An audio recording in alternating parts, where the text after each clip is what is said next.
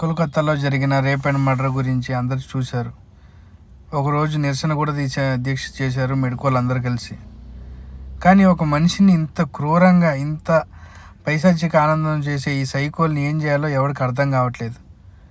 ఎందుకంటే మీరందరూ ఆ అమ్మాయి రేప్ అండ్ మర్డర్ గురించి చూసే ఉంటారు.